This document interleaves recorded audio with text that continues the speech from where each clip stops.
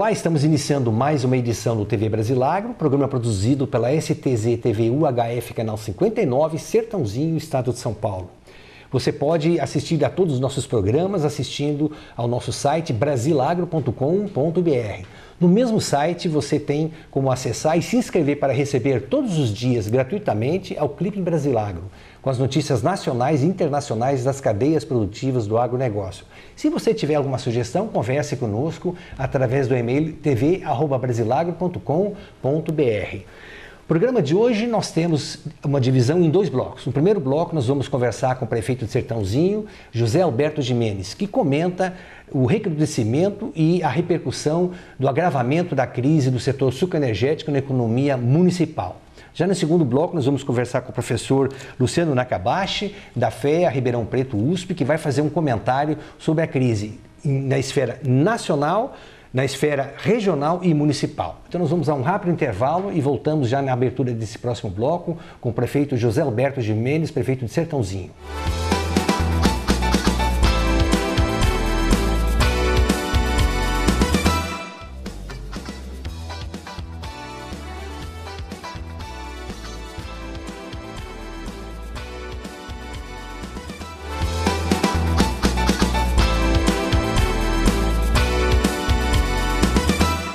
De volta com o TV Brasilagro, tendo agora ao nosso lado o prefeito José Alberto Gimenez, Zezinho Gimenez, prefeito de Sertãozinho. Prefeito, obrigado por quebrar a sua agenda para poder nos atender e a gente comentar um pouquinho os efeitos da crise do setor sucroenergético junto ao poder público municipal.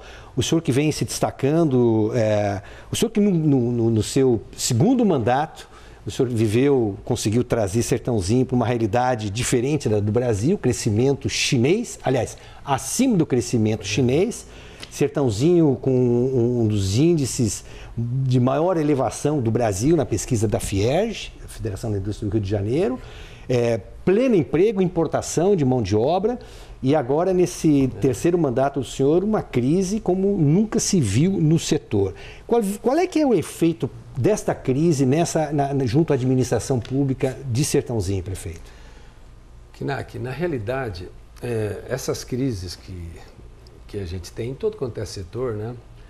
Quem paga sempre essa conta é o trabalhador. A realidade é essa. Não tem outro caminho. Se o Brasil toma uma decisão errada, economicamente, politicamente, quem está pagando a conta dos erros da nossa administração federal? Está aí o povo pagando. Então, só que houve épocas que eram mais passageiras, né? Como você falou, nunca teve uma crise tão acentuada como essa. E duradoura. Né? Duradoura, vai para 2 anos, acredito. Sertãozinho perdeu 6% de seus empregos de carteira, Sertãozinho perdeu 30 milhões de arrecadação nesses 2 anos e meio, só de ICMS, 30 milhões, tá certo? Esse ano a nossa arrecadação deve cair 10 milhões total. Então isso tudo reflete aonde? Reflete em obras para a população, enfim, em benfeitorias que você poderia estar fazendo para a população, em todas, a área social, na área da saúde, seja lá onde for. Então a gente que administra com orçamento e despesa, a gente vai se adaptando, né? De repente eu precisava fazer uma ampliação, uma reforma num centro esportivo, não vou fazer. Enfim, olha, eu precisava terminar a obra do cemitério Cristo Rei, precisa fazer a segunda etapa, mais R$300 mil, não vamos fazer. Então, no fim, você pega as obras que não são essenciais, vamos dizer, e começa a cortar. Então, quem paga a conta nessa hora é a população e o trabalhador com emprego. A verdade é essa que é uma das coisas mais dolorosas que tem. Uma família, né? Eu que estou aqui como prefeito pelo 3º mandato, a todo instante, amigos, pessoas, elas querem emprego, não quer nada, quer emprego.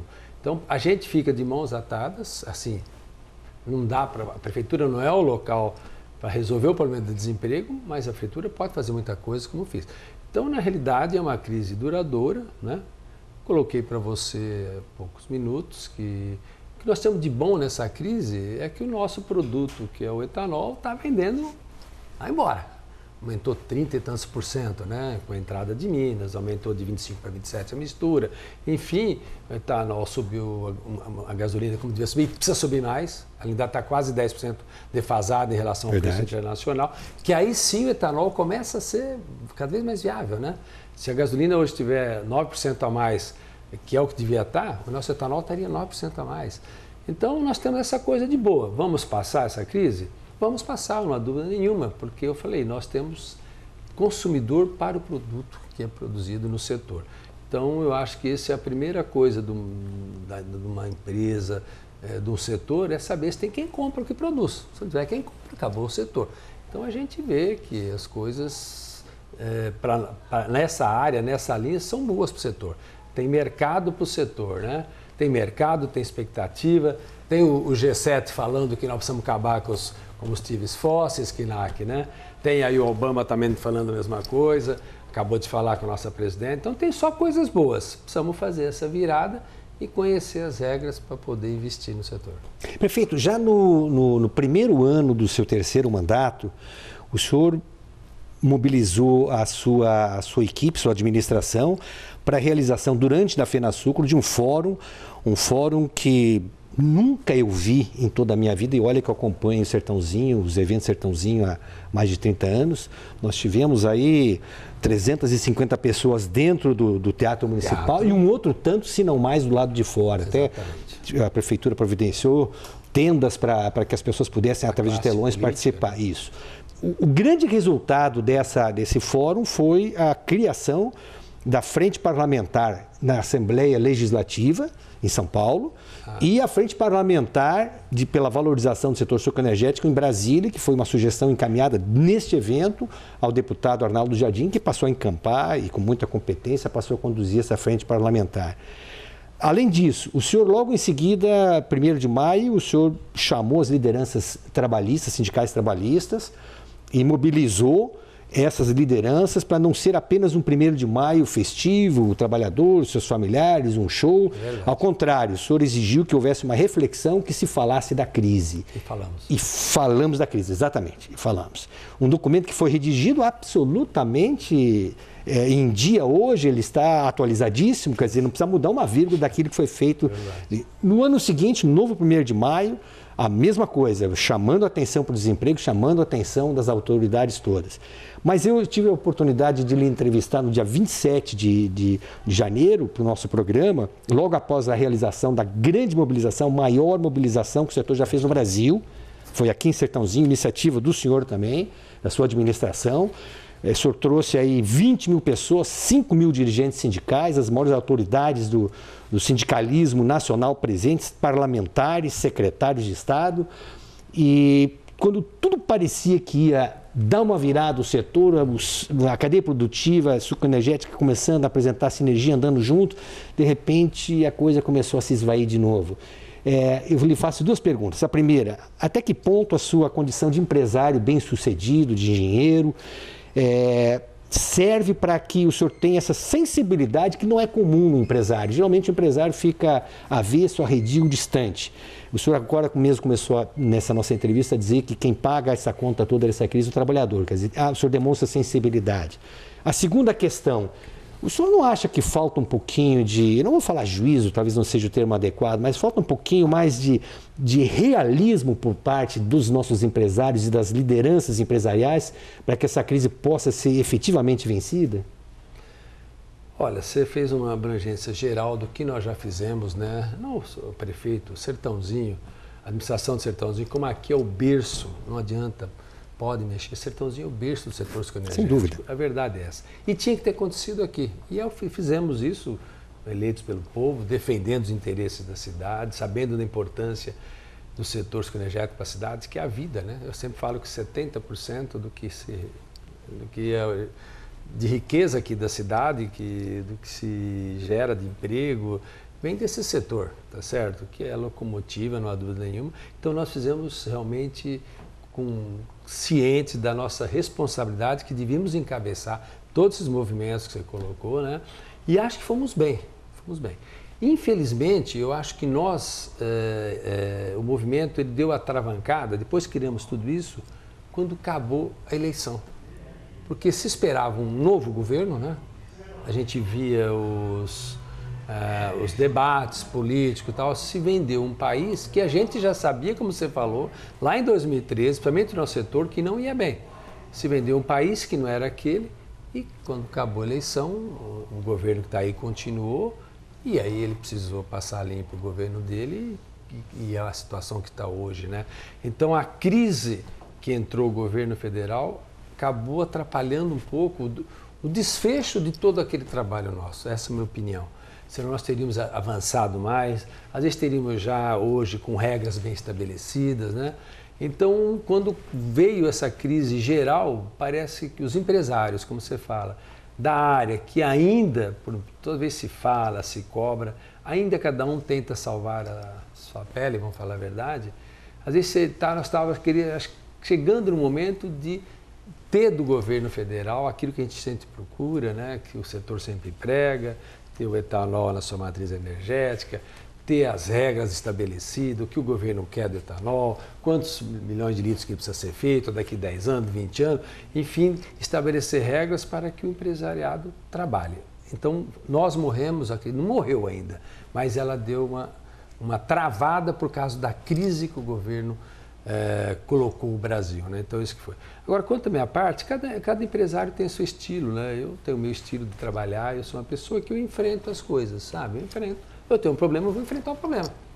Eu não fujo do problema, é essa que é a minha linha. Então, outros procuram, às vezes, saídas, subterfúgios até, para tentar salvar a pele, como eu falei, mas o que fica, assim, que a gente sempre lamenta, é que o setor é super importante, ele é reconhecido por todo mundo, até pelo trabalhador mais simples, até fora do país, e o setor ainda trabalha e nós não sabemos o que nós queremos, quanto que nós precisamos produzir de etanol em 2020. Isso é o problema. E regras de preço, ninguém quer preço tabelado. Mas como é que nós vamos trabalhar? De repente vem uma nova política aí, segura o preço da gasolina e segura o etanol. Então isso tudo que o setor só quer isso, porque uma vez estabelecido isso, na minha opinião, os investimentos vão acontecer. Porque existe mercado, você sabe, e não é só para etanol, para tudo que se produz no setor energético. Você viu para a crise da energia, como foi importante, como o setor poderia ser muito mais importante, né? Então nós temos tantas coisas boas, mas falta isso e a gente não está marcando gol ainda, essa é a minha opinião.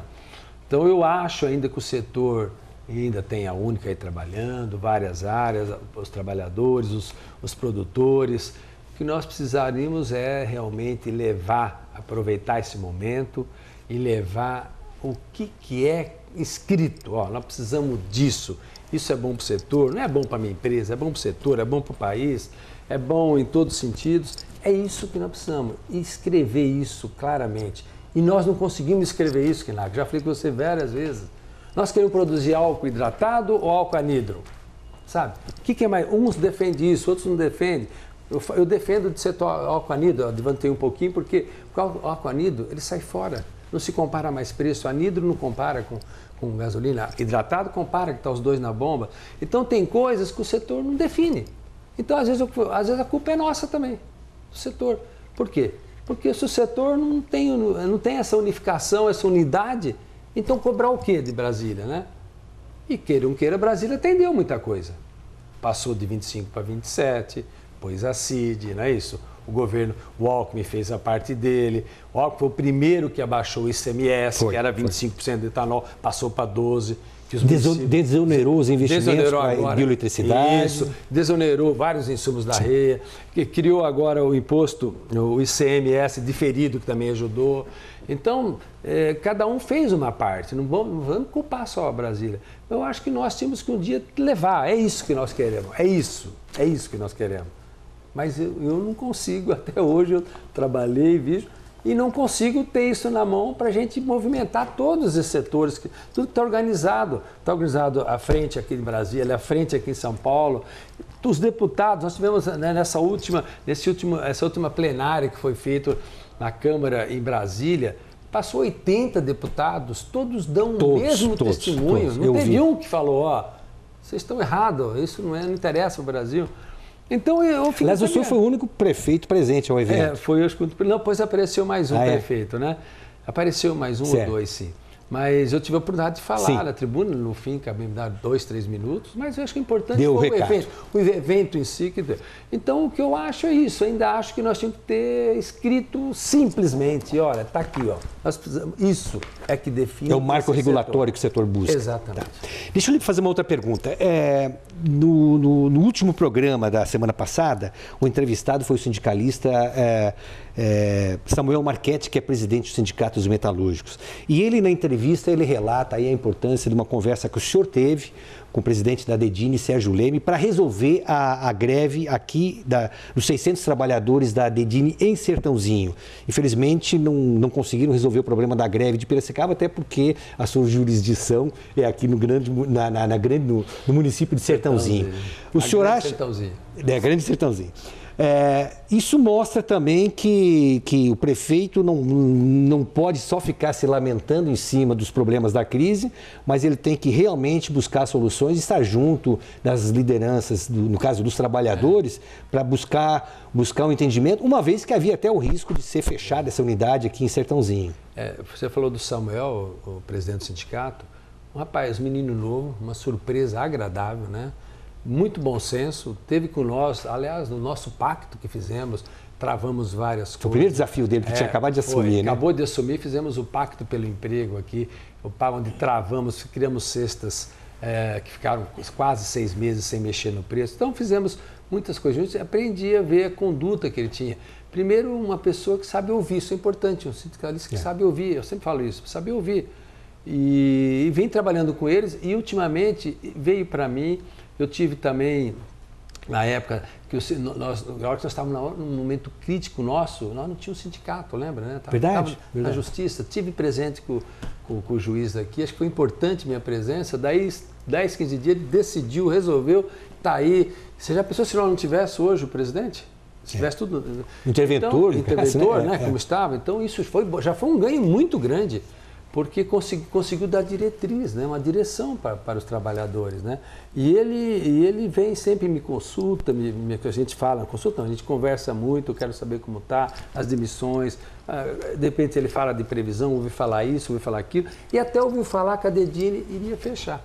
E eu peguei e falei com o Sérgio, vou falar com o Sérgio. Sérgio Leme, presidente da Dedini. Eu acho que tem que jogar aberto, você quer fechar, fazer o quê? Não tem mais jeito? Eu falei para ele, depende de alguma coisa, o município pode fazer o quê? Me proponho, me coloquei à disposição, falei com o Sérgio, e ele falou exatamente o contrário, que não, que aqui eles estão trabalhando, a caldeiraria funciona aqui, e tinham projetos para entregar, que entrariam recursos, e que ele faria todo esforço para realmente acabar com essa greve, pagar, ele reconhece. Como de fato aquilo. Acabou. E aí, para mim, você está falando, agora há poucos dias aí eles conseguiram fazer o acordo, voltaram a trabalhar. E o que valeu no Samuel é esse senso, não adianta matar aquela história, matar a galinha dos ovos. Não adianta. Você tem que saber ter um ponto de equilíbrio, né? E ele está tendo isso daí. Num momento difícil, ele está tendo. E nós estamos conseguindo segurar, muitas empresas que estão segurando os funcionários. Porque eles está sendo essa coisa maleável dos dois lados, segurando, tem a ideia de às vezes, diminuir a carga horária. Então, eu acho que o Sertãozinho está dando um exemplo bonito. Mesmo com toda essa crise, essa coisa, você vê que o Sertãozinho, você entra aqui, você quase não percebe isso. Você vê ainda a cidade andando, claro, andando 10% a menos, eu costumo dizer, se andava a 100, está andando a 90, mas a gente está conseguindo, com essa união de todas as entidades organizadas que estamos, nós estamos conseguindo dar uma ordem na cidade. Não existe baderna, não existe... índice de criminalidade está sob controle, muitas coisas estão caindo, mas vale ressaltar o trabalho do Samuel, né? Um menino novo que entrou ali, pegou num momento muito difícil e, no meu entendimento, está dando conta do recado. Essa crise atinge também, prefeito, o comércio da cidade de Sertãozinho, os prestadores de serviço, restaurantes, hotéis, o senhor percebe isso? Perceba, a gente tem muito contato, né, com dados que são da indústria. O sentimento que nós temos é que Sertãozinho perdeu 10%, de 8% a 10% da tua atividade econômica. Então é isso que eu converso muito. Olha, eu estou vendendo 10% a menos, estou vendendo 8%, outros estão vendendo igual. Estive aqui com os diretores da rede Savem Água, a grande rede aqui da região, E perguntei a eles como é que está, né? E as vendas, que aí ele falou, ó, não, por incrível que pareça, nossas vendas estão mantendo. Nós perdemos margem, mas é normal. Cada um. Então ele está conseguindo manter a venda, é uma coisa importante, né? Apesar que é o dos setores, é o último que sente na cadeia, a parte alimentícia é onde o cara deixa para cortar lá no fim. Ele vai cortando o restaurante, ele corta uma reforminha, uma ampliação, uma pintura na casa, uma compra de um eletrodoméstico. Então você percebe assim, tem coisas que perdeu muito, tem coisas que não perdeu, mas na média eu entendo que nós perdemos nossa atividade em torno de 10%, e é o que está acontecendo, o ISS também perdendo 10%, então você mostra por isso, esses números acabam sendo coerentes com o que está acontecendo na realidade. Então, o número de empregos também, nós perdemos 6%. Então, tudo mais ou menos leva nesse até um dígito aí, não passa de um dígito, a queda que Sertãozinho teve. É bastante, né? Bastante. Mas, como eu falei, não tem. Eu falo sempre, o Brasil é muito maior que tudo que nós todos aqui. Ele por si só é um país continental. A crise às vezes está aqui, tem outro lugar que não está. É claro, nós temos uma crise hoje geral, né? A verdade é essa. Mas tem lugar que ainda tem coisas que estão andando bem. O agronegócio, mesmo como está indo bem, está sendo o fiel da balança, a verdade é essa. Nesse momento, o fiel... 45% das exportações da balança comercial, o agronegócio? Essa é uma discussão maior ainda, porque quando você fala em bens de capital, nós não conseguimos exportar mais bens de capitais, porque o custo nosso, o custo Brasil, matou. E o custo Brasil cada vez pendura mais coisa, né? Era as estradas, a logística, o bandidagem, né? Tudo pendurado no custo Brasil. Lhe incomoda esse tipo de notícia, prefeito? Eu acho que para a gente, para os filhos, né? Você é pai, eu já sou avô, puxa, eu converso muito com meu genro, meus filhos, né? O que você quer é um país melhor para os seus filhos, né? Claro. Você quer. Aí você vê todo dia uma notícia ruim, cara. Todo dia uma notícia ruim. Eu fico até com vergonha de domingo à noite. Eu gosto de assistir o Fantástico. Domingo à noite, depois que o Palmeiras ganhou, vou ficar esperando os gols do Palmeiras e tá lá. Cadê o dinheiro que estava aqui? Vai ver, é vereador envolvido, é prefeito envolvido, e esse lava-jato, enfim, nós estamos levando para um descrédito total da população, né? E o que é o país de amanhã, cara? Será que...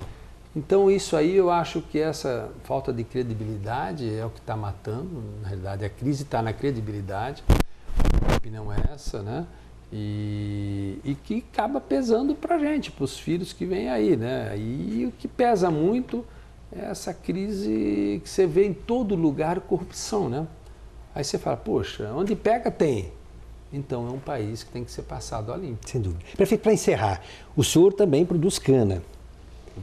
O senhor acha bom produzir cana? É um bom negócio produzir cana? Olha, nesse momento? Se não fosse bom, né? Nesse momento sim, mas você pega, não existe renda maior em terras aqui em São Paulo que as terras de cana. Tanto é que virou um canavial à toa, né? São momentos, né? É que aconteceu o seguinte, momentos de muita euforia, muita gente arrendou terra, pagou valores que não eram viáveis, né? Então a coisa chegou num limite. E agora, assomado essa crise, com o preço estabilizado, parou muito tempo por causa do preço da gasolina, segurou, os insumos cresceram. Então o setor hoje está, eu falo, empatado. Para quem tem a terra, ele não perde dinheiro com a cana. Está ali, empata, sobe um pouquinho. Agora, para quem paga um arrendamento de 60 toneladas para produzir a cana, esse aí está difícil, que é o que aconteceu com as usinas, né? A gente tinha muito arrendamento. Verdade. E sabe o que eles estão fazendo? Devolvendo. Então, é outro ciclo, né? Nós, muitos, eu produzo cana mesmo, eu tenho maquinário, produzo cana. E tem algumas áreas que eu arrendo. E você chega à conclusão que é muito mais cômodo arrendar, né? Mas o meu estilo de fazer não é. Mas então, o que você levou muita gente a arrendar as terras e vai para a cidade, né? Vai ter que trabalhar. Não dá mais. A verdade é essa. Não, isso não vai acontecer mais, né? Ou ele vai ter que saber que onde ele recebia 70 toneladas de cana aqui em Sertãozinho, vai receber 40, 50, 55, né? Então, eu acho assim, realmente o momento é difícil, né? Mas é uma crise que ela pegou todas as áreas, a facada da laranja também é muito difícil, né? Mas essas coisas vão e voltam. É um mundo globalizado hoje, né? Dá uma geada lá na Flórida, influi na laranja aqui. Choveu demais a soja nos Estados Unidos, a soja aqui está subindo. Então, o mundo globalizado, ele é assim, né? O que você tem que ter é saber que tem momentos melhores, momentos piores, não fazer loucura, não fazer investimentos acima do que você pode, né? Mas eu acho isso, resumindo aí, para você estar no fim da entrevista, que nós vamos passar por isso, com certeza, e que Sertãozinho vai voltar a ser aquela cidade que você citou. Nós somos a 4ª cidade no país em qualidade de vida, né? Os empregos sobravam aqui, né? Vinham de fora, né? Então, mas estamos passando, acho que já passamos, eu penso que estamos passando nesses momentos os piores momentos de Sertãozinho, né? Mas que nós vamos virar, por isso tudo, porque se o nosso setor não tivesse como vender o que produz lá na frente, o setor que acabaria, né? Não é o caso, né? Tudo que se produz vende. Verdade. Alguém sobrou? Sobrou álcool em algum lugar? Sobrou açúcar em algum lugar? Não sobra, né? Pelo contrário, nós precisamos, que eu falei, fazer o tal do marco regulatório, né? Isso depende da União, movimentos políticos são feitos, a classe política está preparada para receber isso. Como nunca esteve. Preparada para receber isso. Então, acho que é um momento da gente apresentar por escrito, certinho isso, e vamos trabalhar. É isso que nós queremos, né? É isso que é o nosso sonho, que aí sim, com isso, eu acredito que nós vamos voltar a navegar em altitude um pouco mais alta do que estamos hoje. Perfeito, muito obrigado pela entrevista. Eu que agradeço.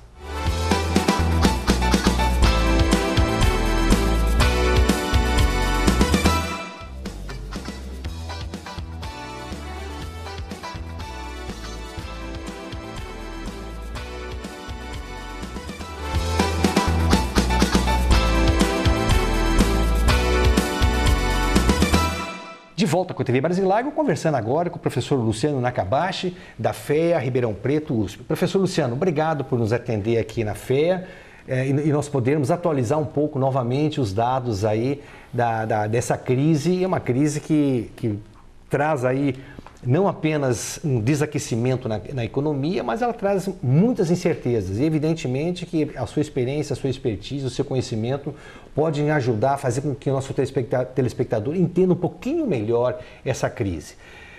Nós temos, na verdade, duas crises, né? No caso específico do setor sucroenergético, uma crise que nasceu em 2007, uma crise que já extinguiu centenas de milhares de postos de trabalho, colocou quase uma centena de usinas em processo de recuperação judicial, uma outra centena em usinas que já encerraram suas atividades, e dados apresentados pelo consultor e diretor do Banco Itaú BBA, Alexandre Figurino, em recente evento promovido pela Exalc USP em Piracicaba, ele deixou claro que nós temos outras 100 usinas que estão no perigo de poderem ou partir para o processo da recuperação judicial ou então simplesmente encerrarem suas atividades. Então essa é uma crise. E temos uma segunda crise que se instalou duramente, fortemente, com reflexos extremamente preocupantes a partir do segundo mandato da presidente Dilma Rousseff. Eu queria que o senhor começasse essa conversa nossa comentando os efeitos dessa crise que nos acometeu nesse primeiro semestre e que o senhor também fizesse uma projeção, o que dá para se esperar para um segundo semestre que está começando agora. Ronaldo, eu agradeço, né, o convite, para mim é uma satisfação muito grande estar participando do programa. Eu acho assim, esse semestre, primeiro que a gente teve de 2015, na verdade não é bem uma crise, o semestre, a crise do semestre, é uma crise que já vem, né, de anos anteriores.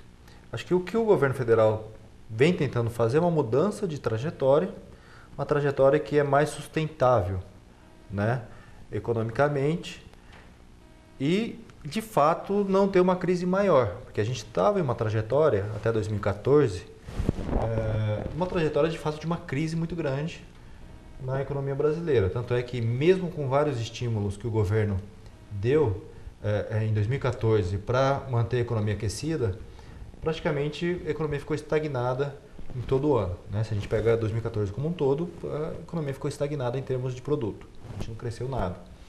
Então, já era uma crise que vinha em decorrência claro, o cenário externo vem afetando a economia brasileira. O preço de várias commodities vem caindo, inclusive, que afeta bastante a nossa região, que é o preço do açúcar. Mas tem essa parte, né, do cenário externo e tem a parte também dos erros de medida de política econômica que foram sendo adotadas desde o segundo mandato do governo Lula, né?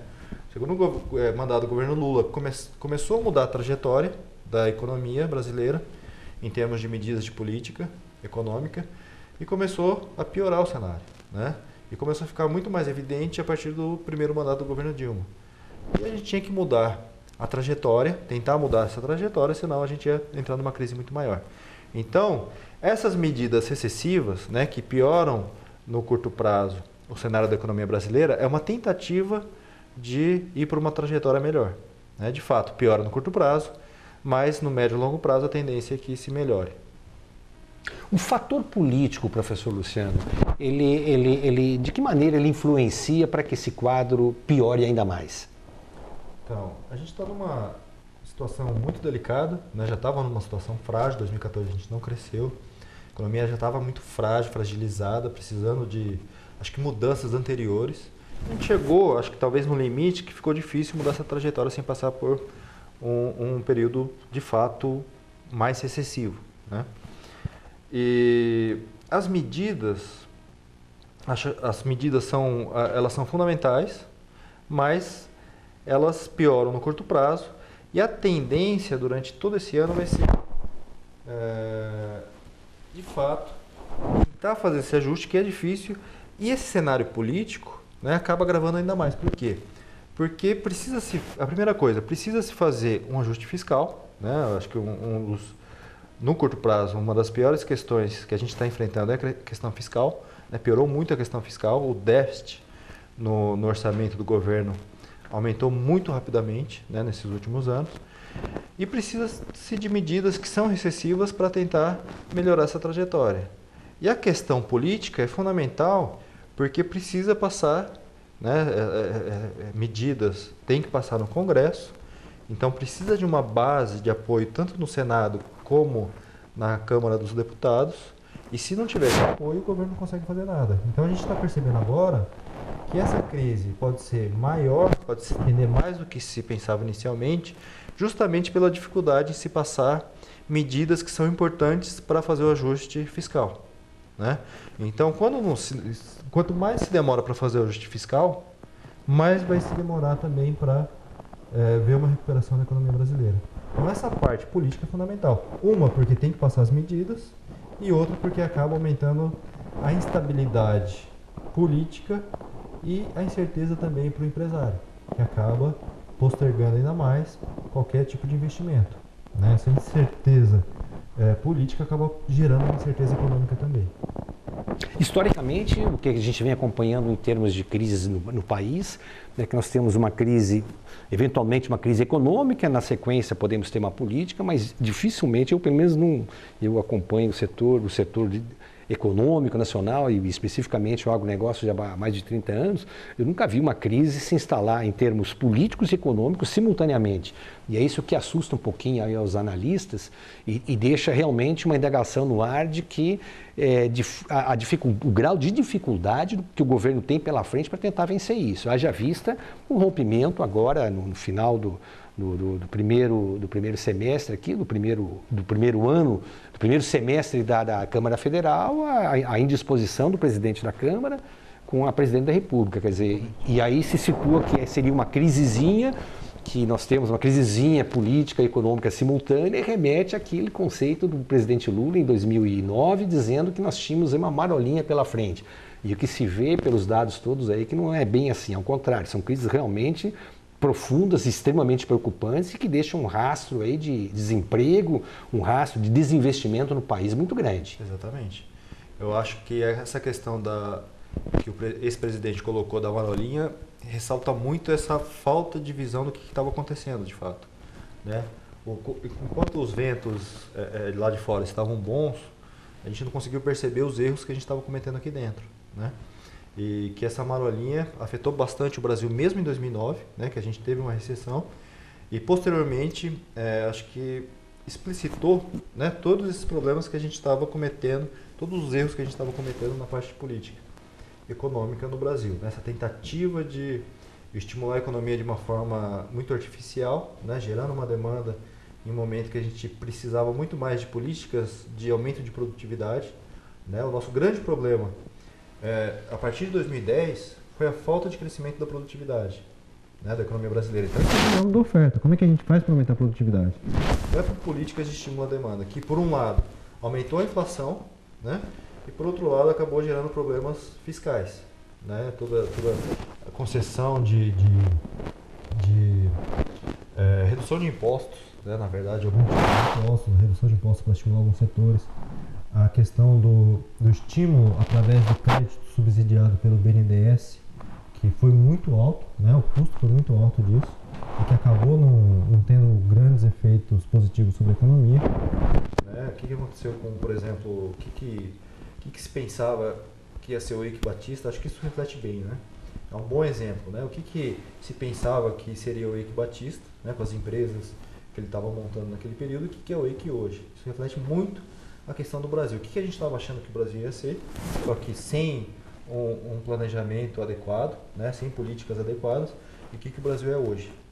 E a própria The Economist, ela fez algumas matérias que refletem exatamente isso, né? Tinha uma capa com o Brasil, com Cristo, né, decolando, né? Era o Brasil finalmente decolando, a outra com perder o controle, e a terceira já era o Brasil no lamaçal, né?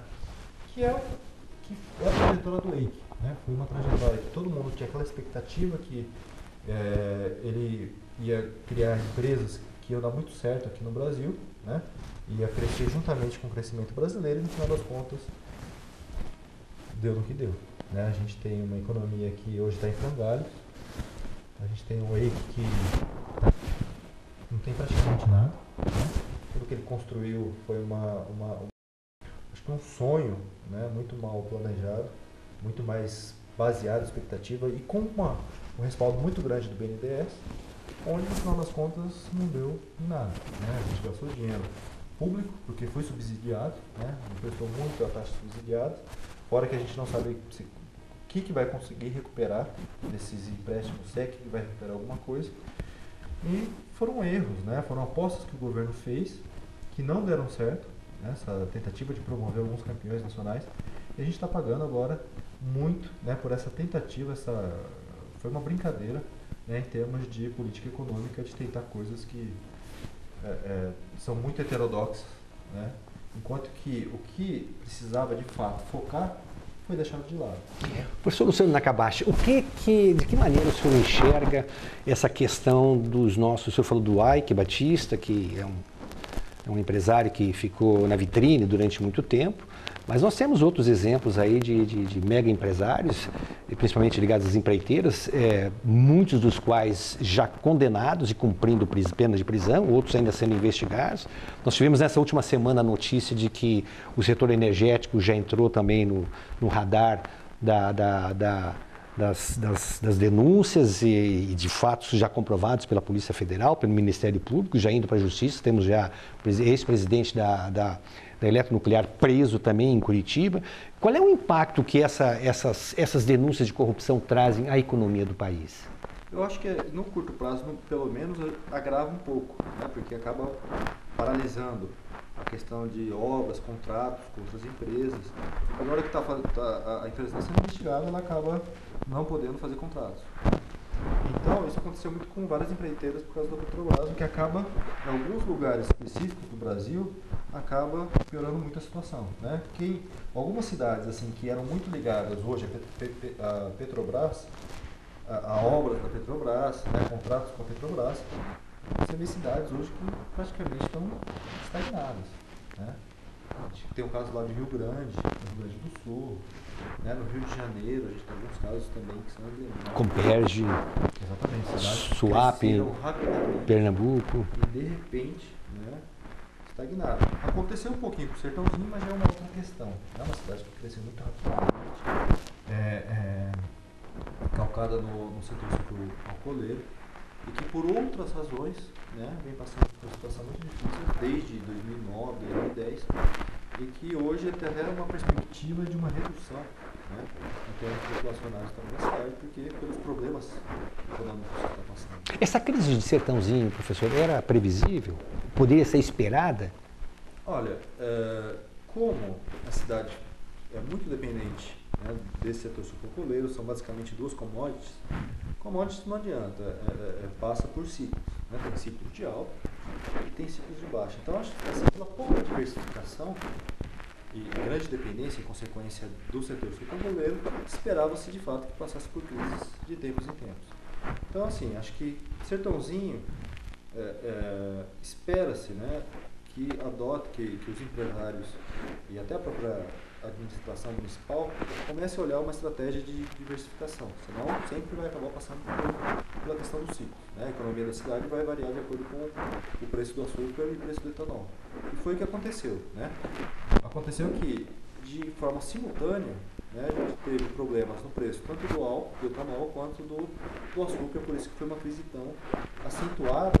E num cenário internacional, aí sim o internacional foi muito forte no Sertãozinho, e foi uma crise que a gente não via, acho que quem está vivo hoje não viu nenhuma crise tão grande em termos mundiais como a gente está vivendo atualmente, né? Acho que já passou por uma crise, mas a crise ainda está aí. Você tem vários países desenvolvidos que estão patinando ainda, principalmente na Europa, e alguns países em desenvolvimento que estão começando a reduzir o crescimento, correto?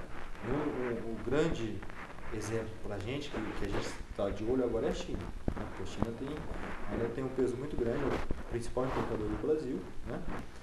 E a China hoje é fundamental para entender essa crise que está afetando alguns setores da economia brasileira. Então a crise afetou principalmente os países desenvolvidos, né, primeiramente, mas está começando a passar mais agora para os países em desenvolvimento. E a Europa ainda está numa situação muito complicada. A gente não sabe até que ponto o euro vai se manter ou não vai se manter. Eu acho que vai se manter, mas ainda não é uma certeza. Parece que passou pelo fundo do poço, mas a recuperação é muito lenta, né, tem sido muito lenta da Europa, com alguns solavancos, né? A gente teve recentemente o caso da Grécia, mas ainda tem a situação da Espanha, da Itália e Portugal, que são situações muito complicadas. Então, assim, está passando, né, uma crise muito longa, começou lá em 2007 nos Estados Unidos, passou em 2008 e 2009 para a Europa, a gente está em 2015, né? Esses países ainda estão crescendo muito pouco, principalmente a Europa.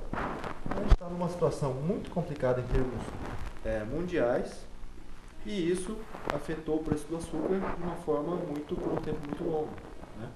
Então, a gente percebe essas consequências em Sertãozinho, principalmente pela questão do açúcar, mas também do etanol, que foi também um erro de política do governo, tentar segurar o preço, segurar a inflação através da manutenção do preço da gasolina, e que afetou duramente o município no momento em que já estava numa situação delicada. Eu acho que o governo não teve essa sensibilidade de perceber os efeitos da crise internacional na nossa região, principalmente Sertãozinho, e pegou e congelou o preço da gasolina só para controlar a inflação. O senhor, para esse segundo semestre, o senhor enxerga alguma mudança especificamente para o setor sucroenergético? Eu lhe perguntaria também sobre o agronegócio, alguma mudança também ou não? Eu acho que 2015 vai ser um ano, assim, a gente não está nem olhando muito mais para 2015. Já. É um ano que já foi. Um ano de passagem. Exatamente. É um ano que é melhor esquecer, né? O que a gente estava olhando é a recuperação. Quando é que vai recuperar a economia brasileira e também a nossa região, né? Pelos dados que a gente vem acompanhando, parece assim, a impressão é que agora a crise está batendo muito mais forte em Ribeirão Preto e na região do que Sertãozinho. Né? Sertãozinho parece que não está numa situação agora, pontualmente agora, tão difícil quanto está acontecendo aqui em Ribeirão Preto. Né? O Ribeirão já seria consequência da crise nacional? É muito mais ligado à nacional, né? Porque esse aumento dos juros, né?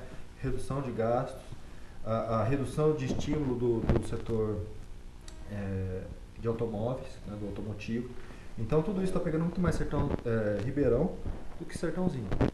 Seria correto afirmar que a crise nacional ela não piorou muito a situação de Sertãozinho? Eu acho que ela está atrapalhando a recuperação de Sertãozinho. Né? Se não fosse essa crise nacional que a gente está vivendo hoje, acho que a situação de Sertãozinho já ia estar melhor. Tá. A gente já está vendo uma recuperação. Mas não piorou. Não piorou. Eu acho que assim, Perfeito. Relativamente pelo menos, Perfeito. o que a gente percebe é que 2015 está um pouco melhor que 2014 para Sertãozinho e na região piorou bastante, principalmente em Ribeirão Preto em 2015. E Brasil também, né? Brasil, São Paulo e Sertãozinho não. Setores mais afetados, professor Luciano? Hoje é muito ligado a crédito, né? Setor de bens de consumo duráveis. O que a gente percebe que está sendo mais afetado, a gente tem dois setores, que é a construção civil, né? Você tem que fazer um planejamento muito grande para comprar um imóvel. E um momento de desemprego, aumento de desemprego, redução da renda das famílias, aumento dos juros, né? Esses bens que de fato precisa de uma renda estável, porque você vai pagar em um período muito longo de tempo, precisa de juros, né? Os juros vai ser fundamental porque as pessoas compram uma boa parte financiada. Então são muito afetados. Hoje a gente vê imóveis e automóveis, né? O setor automobilístico, todo o setor ligado a esses setores. E é claro, a questão da Petrobras, né? A Petrobras está afetando duramente, ela praticamente parou os contratos, né? Parou de fazer contratos, parou várias construções hoje estão paradas. Então, todos os setores ligados acabam sendo afetados duramente. Professor Luciano, muito obrigado pela sua entrevista e a gente fica na expectativa de, em breve, poder voltar aqui, que a gente tenha alguma outra informação para um cenário mais promissor. Muito obrigado, Ronaldo. Eu fico muito honrado em participar do seu programa mais uma vez. A você, telespectador amigo, nossos agradecimentos. Nós voltamos na próxima semana com novos entrevistados do TV Brasilac. Até lá, muito obrigado.